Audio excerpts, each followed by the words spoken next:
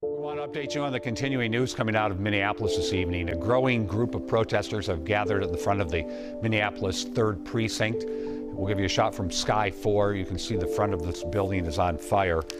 We also know in the same area that the Maxit Pawn Shop, which is a much bigger building, is on fire. An activist group live streaming the riot says they have taken over this building. We're not sure how taking over a building and the fire goes together, but you can see people are throwing wood and throwing things at the fire, making it continue to grow. We'll keep following this. Of course, all this began with the death of George Floyd. The video surfaced of a Minneapolis police officer pinning Floyd to the ground by his neck on Monday night. The officers involved have been fired. They are under investigation. Prosecutors tell us they are working on the case as quickly as they can.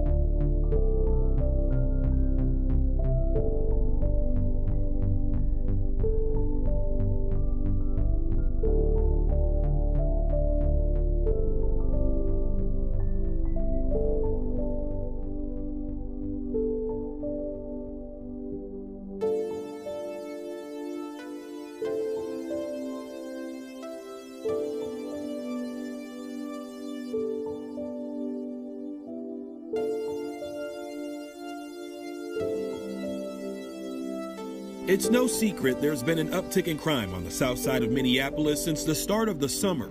From shootings to homicides, the people who live on this side of town have seen it all. The south side is also where George Floyd died while in the custody of Minneapolis police. Concerns over an uptick in violence and a decrease in the number of police officers on the street to combat has residents calling for action from city leaders. Only on WCCO last night at 10, we reported an email from the 3rd Precinct inspector in Minneapolis telling a business owner there is no long-term plan to stopping crime in that area.